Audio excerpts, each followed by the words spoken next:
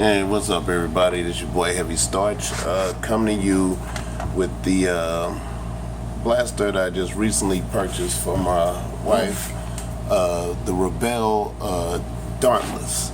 Okay, is packaging right here. The Rebelle Dauntless, you see the female right here in action pose, and this is part of the Rebelle Charmed line, basically blasters with jewelry. So you see the packaging, and you see the bracelet and two charms, and the blaster, and it boasts ranges of 75 feet, which isn't flat, but actually it's getting really good range. It's getting basically elite ranges, and this is more or less like a dressed up Rebelle Messenger. You know, we all like the Messenger. This is basically Messenger that's fabulous, a fabulous Messenger. Okay, it's the Dauntless. Okay, it comes with 3 darts, and the darts, as you can see, kind of different because they have like a tribal pattern. You know, like got the swirl. You know, so. My wife really likes it. You see it. It comes. It's got the script on it. Only thing I hate about it is, you know, got this engraving on the one side, and then the other side you got the warning crap. You know, and then you got, you know, the Rebelle signature right here, and then you see the charm bracelet, which little girls and wives can wear this as a bracelet, you know. And it's actually, the cosmetics of the blaster are really, really neat. What I like about it, I like if the handle was larger in this shape, it'd be really cool. I like the quilted look, and lately Rebelle blasters tend to be like pushing the design, you know, box. You know, they just basically coming up with better designs than the boy blasters.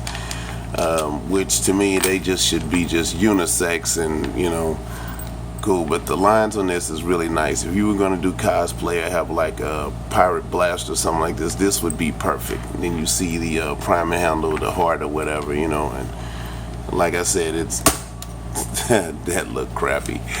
That's a raggedy dart. But anyway, like I said, the trigger is actually remarkably crisp on this blaster, you know, pretty much like the Messenger, like I said. So doing this one-handed, yeah, that's more like it. But this is the Dauntless. Basically they're going for like $15.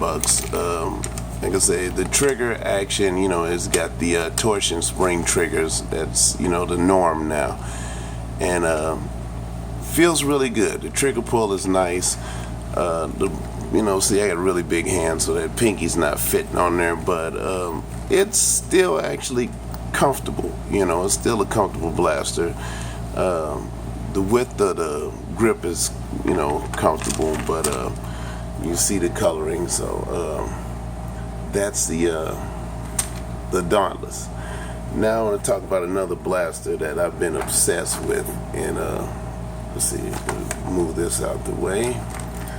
The other blaster would be the Skorpion. Now the Skorpion, I had finished it, and it's been gone through several incarnations. So what I did was I basically dressed it up with the stainless steel. As you can see, Allen bolts, and had to go over the Skorpion because I kind of basically testing the hell out this thing.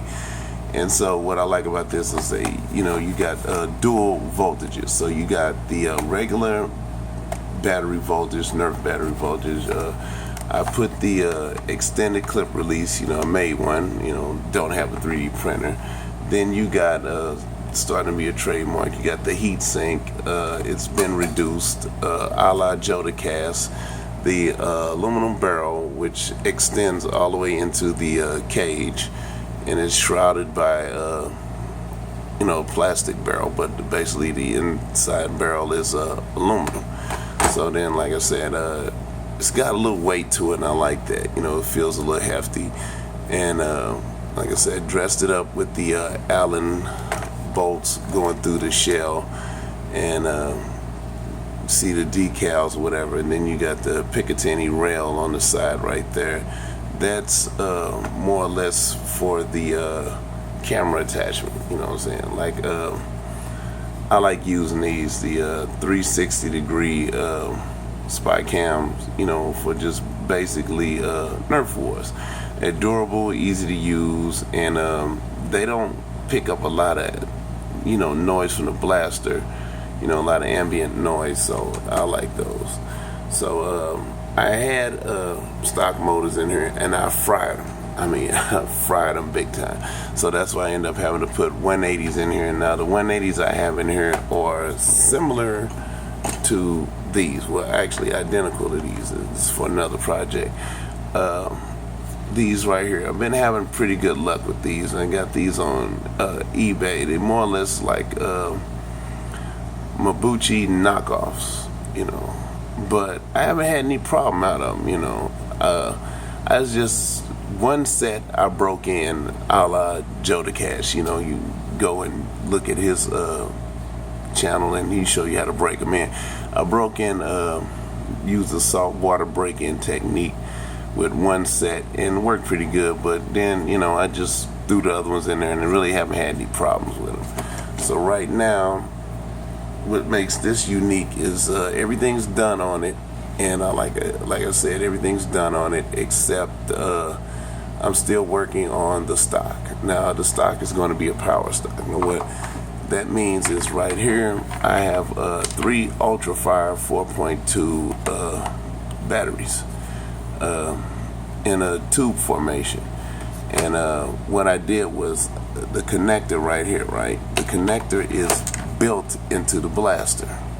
So hold on one second. Okay, now this is an aluminum bushing that extends all the way into there. So if you don't have you can't use the stock battery tray and this at the same time.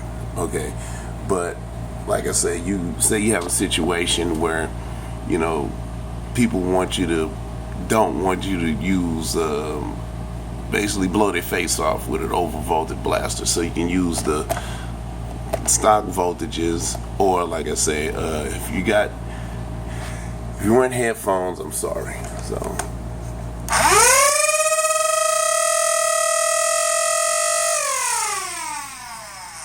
So yeah, micro switch, updated wiring, the whole shebang bang. So like I said, this is about 12.6 volts. I think my math may be off a little bit, but I think that's about it. But like I said, this will be mounted to the stock, and like I said, I like this because you just can unplug it and then you can use stock. You can't use the stock battery tray and that at the same time, because you'll fry something. But I like how that turned out, because if you look, you see that's the plug. And okay, the plug is surrounded by basically moldable plastic. So then you got the aluminum bushing that extends into there. Then you got the wire that separates, terminates, and you got the stock tray that's still functional. And you have this, so you empty the stock battery tray and you plug it in, and that battery tube made by me will be going onto a stock, and then wires will be covered. So that's how that's working. So like I said, I like how it finally turned out, and so like I gotta do a little touch up on it and clear coat and basically hit a few things up with the red, because basically during the process of testing this, man, I am taking this thing apart and everything else, and you know how that goes. When you want things done right, you gotta do it. So like I said, got little pieces of glue and plastic and stuff I gotta straighten up, but pretty much this will be it as far as this is concerned. I like how it turned out. I call it the Skorpion, spelled with a K, And like I said, I like the heat sink, and for once they actually work, because the motors, they generate a little bit of heat, but not a lot to be concerned with. And like I said, like everybody knows me, I like, show as well as go. So I like the way the Allen bolts look, dressing things up, and then I did the extended clip release. Like that. I also like how the aluminum peeks out through the barrel. So, like I said, you see the barrel, it's going all the way through to the cage, and like I said, the shell's been minimized. So that was the Dauntless and the Skorpion. So, like to send a shout out to my usual crew, Triple B, my boy Psych, Joe the Cast, Rob, Rob Poole, my last dart, Blast Away You, Blast Attack, Liam Nerf Mods, Frank and Zilla, and Prince Nerf, my boy Drac.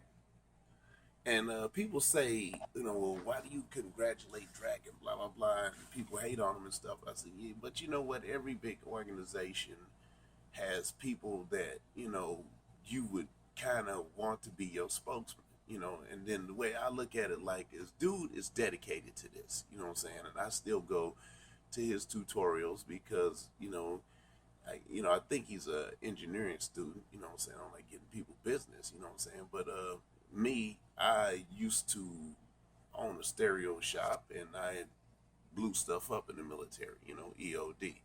So yeah, I'm familiar with electronics, but I'm just like anybody else. I want to see somebody else open it up first. So he tends to be pretty good at that. So, and also, you listen to the way he talks and stuff, and I've watched how his videos have evolved. It's no longer, the greatest blah blah blah in the world. It's the honest review. Which I think, it shows a degree of maturity.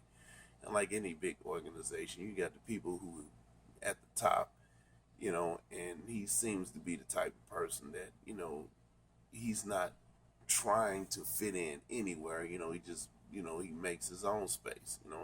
I like dude, you know what I'm saying? And I think he's good for the hobby in general, because there's a lot of people out here who, kind of nasty with it, got the superior attitude and, don't want to help you and, talk crazy to you, and all that's really not necessary. And somebody asked me, they said, well, you always talk that stupid stuff, don't hate, congratulate. Do you really mean it? Yeah, I really mean it. I mean, life's too short, man, to walk around out here talking crazy to people. And I understand, internet make you tough. Like I said, if you see me in person, I wouldn't expect you to just run up and just start slapping me and talking crazy to me unless you got a death wish. But me, like I said, I don't got nothing to prove. I enjoy this hobby, and you know what I'm saying? I like people who are good for the hobby. So, that being said, there's certain people that I can't really hate on them, but they are not really good for the hobby. And one of the people in particular is, I don't want to say it, but Earth Boy. Yeah, okay. If you caught that. Anyway, you can't like everything. You know what I'm saying? You can't like every single blaster, everything that comes out of the fire. It's not normal. And it seems really insincere, and kids, younger modders and people, Nerf enthusiasts, they're more intelligent. You just can't tell them any damn thing. These kids know way more than I knew at their age. So I'm rambling. So like I said, don't hate, congratulate. And I got a few more projects coming up, and I'll be working on a line of airsoft mask and Nerf mask. They'll be able to protect you, but it'd be more or less along the lines of something cool to wear when you at a Nerf war. So I'll be doing a few things along that line, and working on holsters. So it's your boy Heavy Starch. Don't hate, congratulate. Peace.